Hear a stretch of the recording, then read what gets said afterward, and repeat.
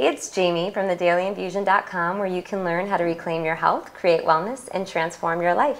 Today I'm really excited to be joined by Rafe Eric Biggs, who is the founder of Sexability, which is an organization that teaches people with disability how they can explore their sexuality and create intimate, loving relationships in their life.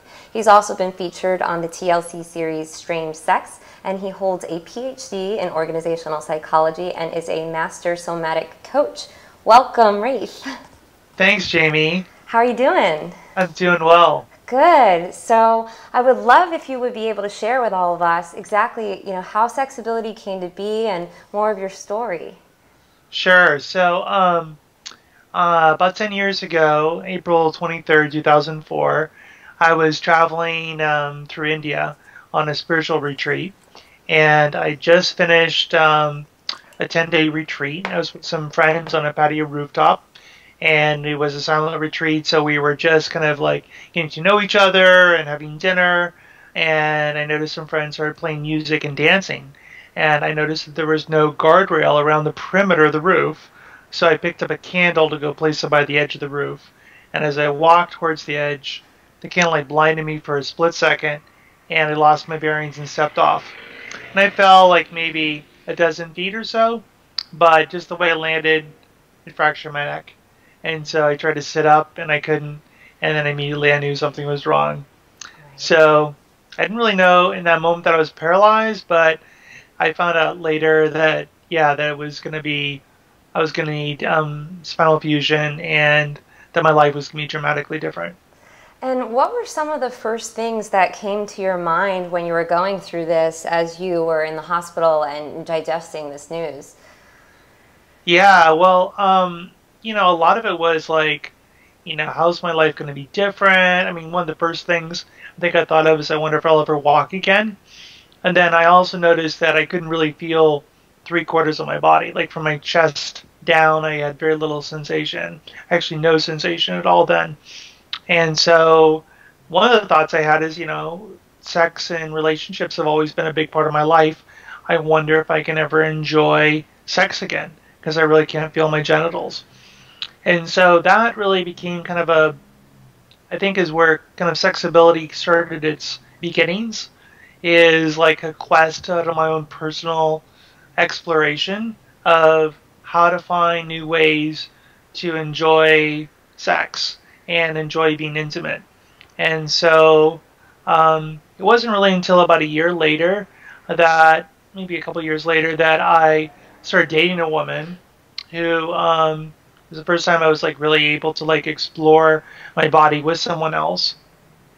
And as we were exploring my body, like I started noticing like, all the parts of my body where I do have normal sensation, including my head, my neck, my ears, including parts of my arms. So a little bit about my anatomy, because I injured myself between the fifth and sixth vertebrae.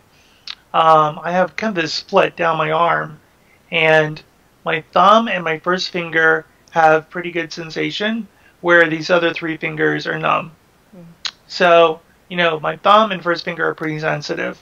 And so as we were exploring that, I noticed as she was like stroking my thumb, it felt really, really I'm sorry. pleasurable. I'm sorry, my cat Pumpkin is joining us. Sorry about That's okay. that. So anyhow, I was like, wow, that feels really good.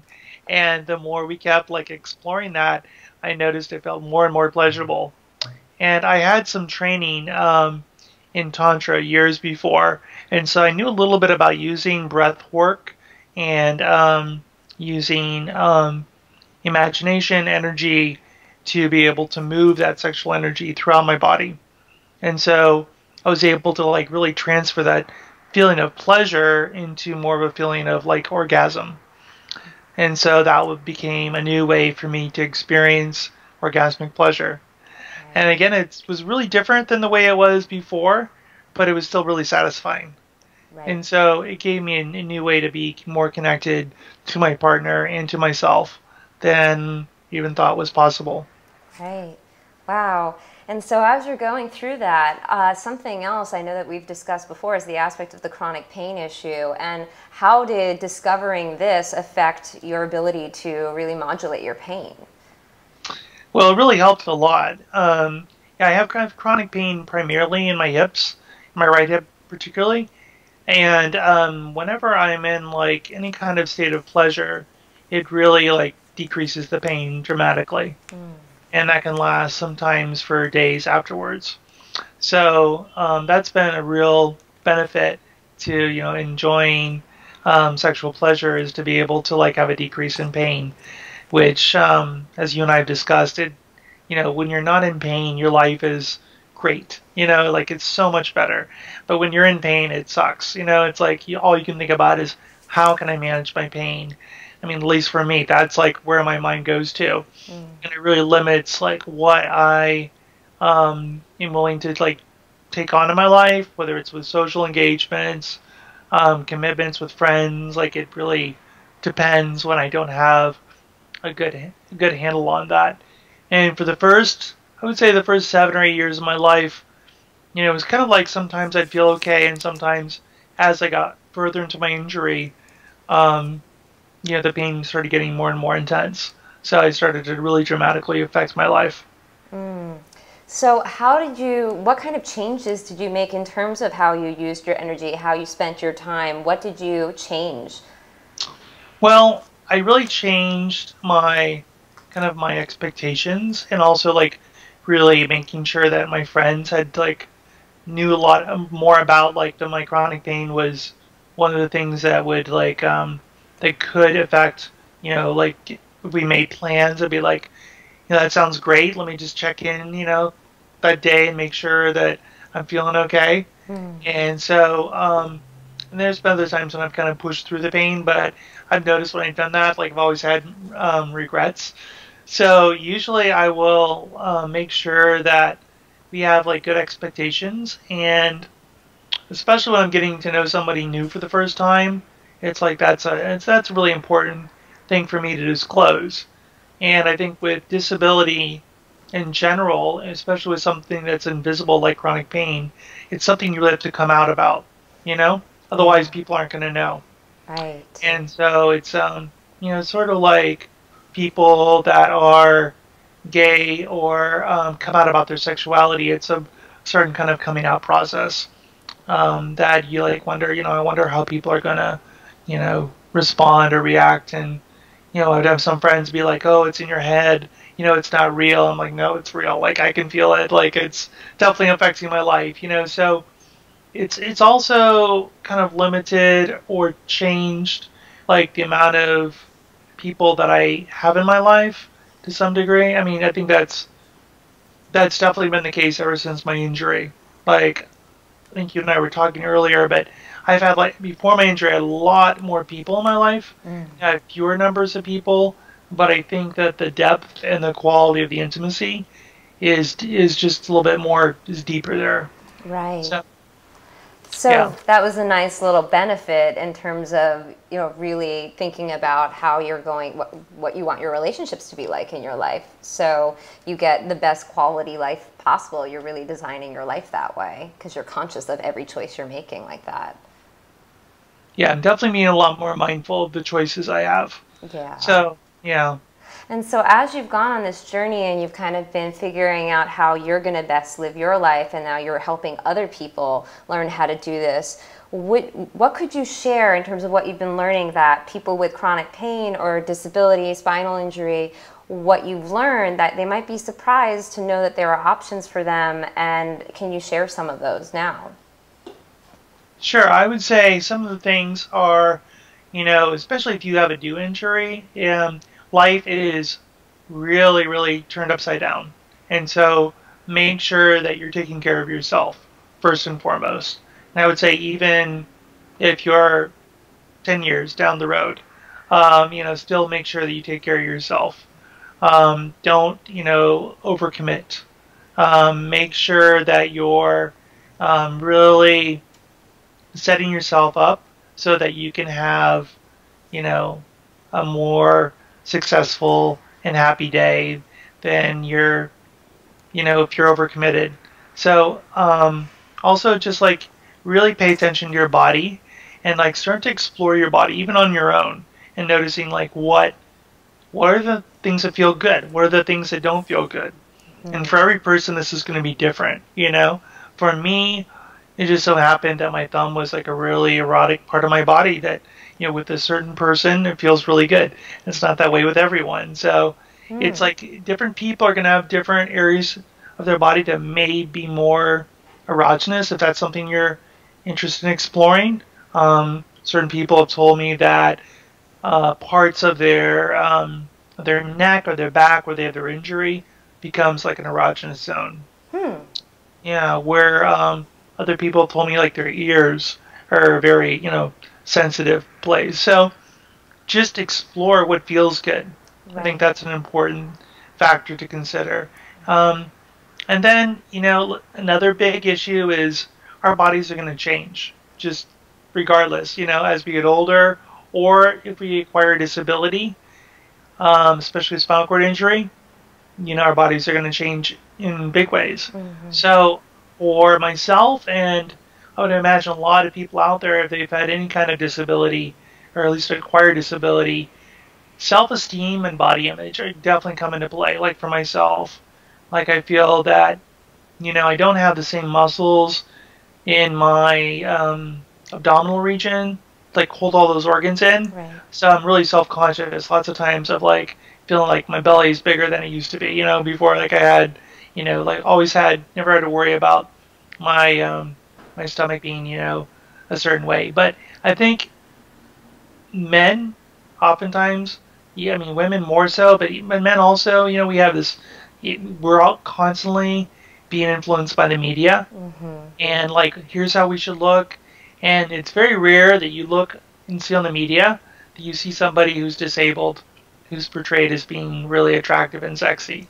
So, you know, we have to kind of like create our own role models, I guess, if you will, of what's attractive, what's sexy. And so that starts, you know, from with ourselves of just having some good, you know, healthy self-esteem and, you know, good body image. So that's something I found that's been pretty important. How do you recommend people work through those issues?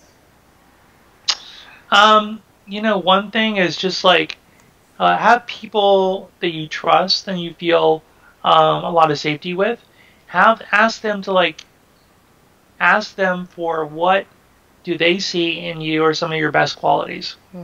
You know, the more positive feedback we can get on things that we find that others find attractive in us, then we're going to start to see that in ourselves. Right. So just completely shifting our focus. It's really the mental aspect of where can we put our consciousness and what are we going to put our attention to when that pain can be so loud and when the other things can be so loud that it can be overwhelming, but it's really getting into that habit of having those coping skills, knowing that there are those people you can trust and call on, knowing that there are materials you can read and organizations like Sexability that you can reach out to.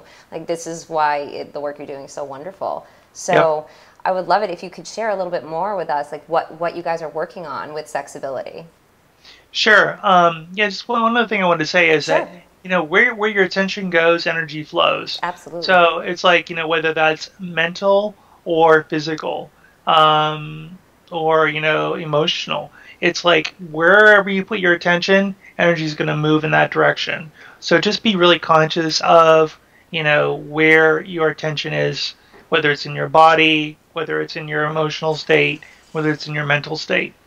And, you know, really put your attention on asking yourself good questions also can lead to good answers. If we ask ourselves, why am I in so much pain? Why do I not have, you know, very many friends? You know, you're going to get those kinds of answers versus, you know, asking yourself other questions like, what can I do that makes me feel good today? How can I reach out to someone today? You know, so those are some, you know, good questions to ask yourself. And also that, like, one of my mentors, Tony Robbins, used to say that emotion creates emotion. So, you know, like getting yourself to move, like in whatever way you can, will make yourself feel good. You know, I like to watch the Ellen Show, and she's like always gets people up dancing, and you know that'll put us in a good mood. And so, whatever way you can move your body, you know, that's a good way to change your mood as well. Oh yeah. So yeah. So as far as sexability, what we're up to, myself and my partner Likia Andrade, she's a quadriplegic as well, and we do a number of different things for our the community, of both people that are disabled as well as other sex educators and people that work with people with disabilities, including nurses, physical and occupational therapists, and other people as well. We work with families. We also are starting to work with like teens. And that's one of the new things we just started this last year. We work with an organization called Teen Talk, which they work with a population of teenagers, and part of the population are sex or teenagers that are dealing with sexuality. So we do one-on-one counseling with people. So like if you're out there and you have a question about something, whether it's about with yourself personally around your relationships, your intimacy, sexuality, or it involves a friend or a family member, you can call us and we do a free 30-minute consultation. Oh, that's great. Yeah. And then we do workshops for organizations. We also do webinars as well. That's And right. so, yeah, so we just finished a webinar, which you're a part of, called Transforming Sexuality After Spinal Cord Injury. And we're looking at do another one in the spring. So, and then we're also planning to start a YouTube channel as well. So we have a number of different things that we do. So check out our website. It's sexability.org. And you can find a lot of different resources there for yourself and for your loved ones. Right. And I guess my final broad question would be just your overall philosophy on healing and self-care. What would you say you've learned? I would say drink lots of water. Yeah, I hear that. Water. I swear, like that's like one of the biggest things like I've learned for myself. Like it's so easy, especially like for myself. Like I don't sweat very much, just because the way my nervous system's hooked up. So like I'm not like I don't always notice like, oh my gosh, I'm really thirsty, or like I need to drink more water. So like that's just like one thing is like drink lots of water. Like the more water, the more hydrated you can be. That's going to be really great for your health on so many different levels. But also, one thing that I've learned is like, and I've been doing it really for a long time, but even more so recently, is just take some time to find some type of like, whether you call it a mindfulness practice, meditation practice, just finding some time to be still. And it can be 5 minutes a day. It doesn't have to be a lot. But just spending 5 minutes a day, like if you do 5 minutes in the morning, 5 minutes at night, or around lunchtime, that will make a huge difference in the quality of your life. Because I think we live in a society where we're constantly on the go so much, Right. that it gives us an opportunity to self-reflect. There's a piece of technology I learned about recently and actually purchased called HeartMath, and it's an electronic like biofeedback monitor. Is that for like heart rate variability? Like it trains your heart sort of through the breath, and is it from the Institute of Heart Math? Yes. Yes. So Okay. Yes, I heard of it. Yeah. yeah. So they have different technology. They have one for either your smartphone or your iPad or your computer, and I have one for my iPad, and I hook it up to my ear, and it basically gives you instantaneous information about how your heart is doing with relationship to your emotions. So by focusing on your breath and putting yourself in a high coherent state, you can start to change the way you feel. Over time, it starts to retrain your nervous system to like be in a more highly coherent state. Or when you notice yourself in a like less coherent state, you'll notice like, oh, I just have to change my breathing, change my focus. And so that's been a really good tool for me to start to train my brain and my heart. A lot of people say that we have like a brain in our heart, and in our stomach. It's like not just in our mind, or in our brain itself, but we actually do have intelligence in all different parts of our body. Yeah. Yeah, and that would be another thing I would say too is like really listen to your gut. Oftentimes we try to figure everything out with our mental, capacity, Absolutely. and listening to our gut. There's so much intelligence and resource that we have there that a lot of people say like if I would have only listened to my gut, Mm, and I would have made a different choice. So like listen to your gut too. Like right. that can be another valuable place of resource. I really like that because there's so much that we don't give ourselves credit for that we feel, but it's just that we don't always have the practice, or we're not taught, at least in this society, typically how to feel our feelings. And that's something that I'm really passionate about, that I was always confused with when I was in school. It's like, okay, so they teach us math, they teach us history and all this stuff, but they don't actually teach us how to deal with all the feelings that are going on inside our body every day, and how we're reacting to each other constantly and feeling each other constantly. And it leaves a lot of opportunity for misunderstanding and miscommunication. And I'm a firm believer in getting into this type of practice so that you can really start having the relationships you want, start having the interactions you want, and more peace of mind for ourselves. Because I used to take a lot of things personally, and I used to dwell on things without really knowing how to fully process the feelings, and just kind of stored it in my body. But when we have an injury or an illness or chronic pain or anything like that, we have to learn very quickly how to really process what we're holding on to in the body so that we can handle the pain, so that we can move through it, because the more we resist it, the more it just gets louder and louder and louder. So I really love that. I love that you are sharing the heart rate variability, because that's just another tool somebody can use to really get in touch with that, to get in touch with your heart. And I know there are certain meditations that you can do that really focus on breathing into the heart chakra and opening that up so you can get in sync with your heart again via the breath. And there is something that happens on a different energetic level where, yeah, you're not in your cerebral mind when you do that. You get much more into the emotional body, and you can really feel what's going on for you. So thank you for sharing that. You're welcome. Yeah, one of my you mentioned I have a certification in somatics, and one of my teachers, Richard Strozzi Heckler, who is a psychologist and Aikido master.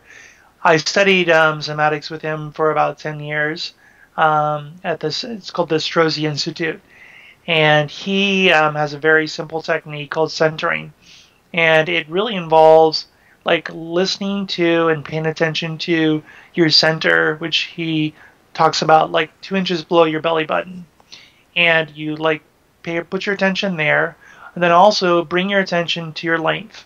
And so your length is symbolic, you'll say, of your dignity. So like noticing, are we sitting up tall but not overextending, or are we slumped? So that can be very, very powerful in that our body, will send back messages to ourselves, whether it's on a conscious or unconscious level. And then he says, like, pay attention to your width, and your width is our social dimension. It's also our boundaries.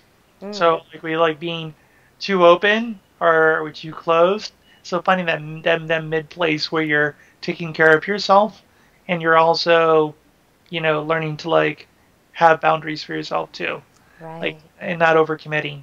And then the third dimension is our depth, which is a relationship to the future and the past.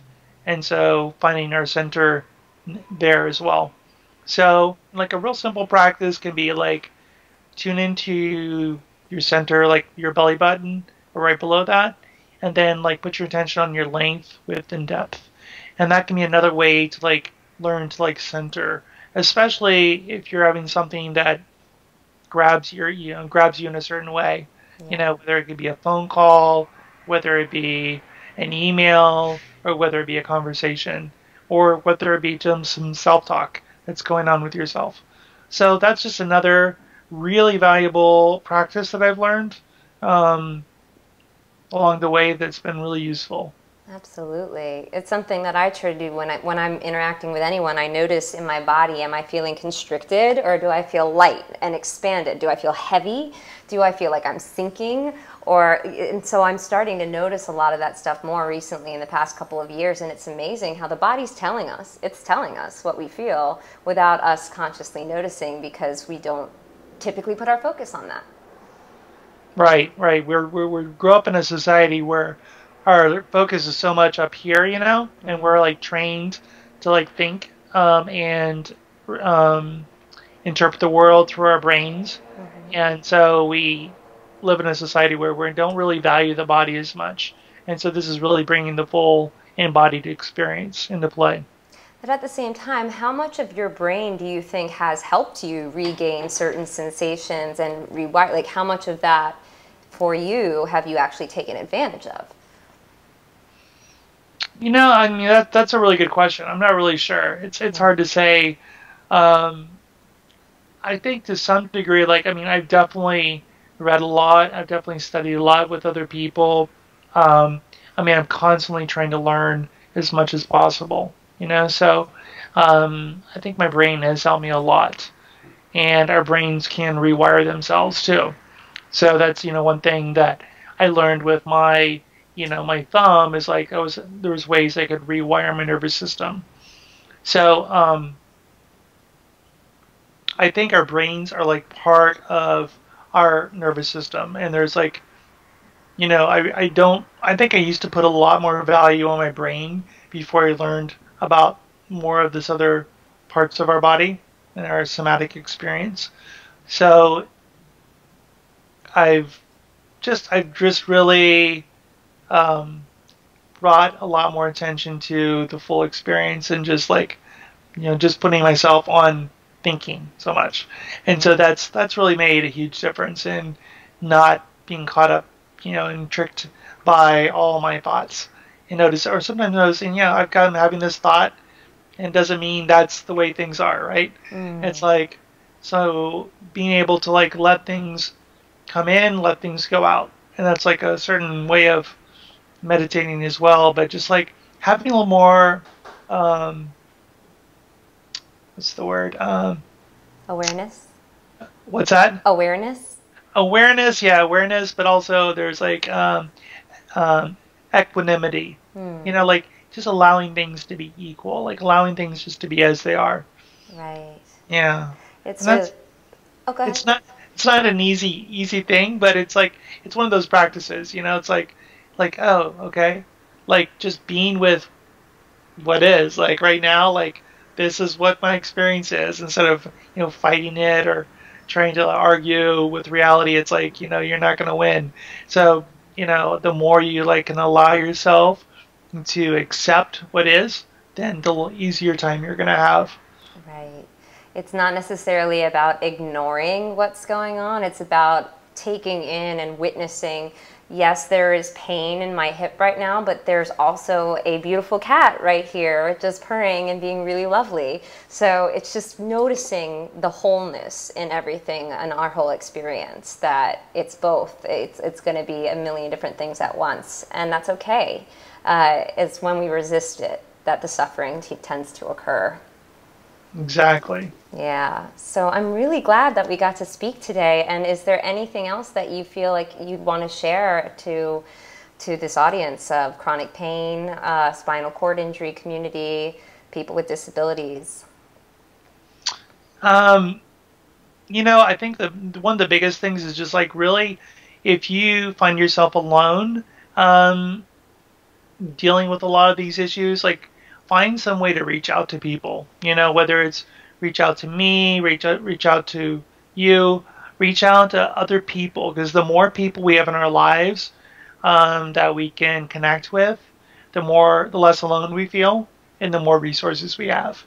So that's one thing that for myself, like I have learned more from other people with either chronic pain or spinal cord injuries than I have from any doctors or any nurses. So it's like I really take those relationships to heart. And, it's so easy sometimes to fall into a place where I know for myself, like if I start to feel depressed or feel upset, sometimes I'll start to contract and be like, I don't want to talk to anybody. When I should really do the opposite. I should reach out. So I've noticed myself like, listening to myself, like maybe there's sometimes I do want to be by myself, but then there's other times like if it like persists and I start to feel myself like I'm not feeling like I'm in a good place, I have certain people I can reach out to, Right. and like having a good list of people because that person may not be available. So it's like, having other people that you can connect with. Right. And how much of your world would you say is online to that have you developed a good community of people that if you weren't able to see them that you connect with online? Yeah, I would say I have a pretty good community online as well. Like, I mean, Facebook is can be a good resource for that. Um, or email or other, online communities. There's a great for people with spinal cord injury. There's a really great community called CareCure.org. It's through Rutgers University, and they are the largest online forum group, and they have topics from everything from pain, sexuality, um, new cures. I mean, they must have like a dozen different forums. That's great. So a lot of different resources. So like whatever your condition is, whatever you're dealing with, there is a community for you, It's true. online. So just like look around and you may have to like, you know, do some research, but you can find maybe multiple communities that can serve you. It's true. I say that I've probably met more and had more nourishing relationships in the past couple of years being in bed than any other time in my life.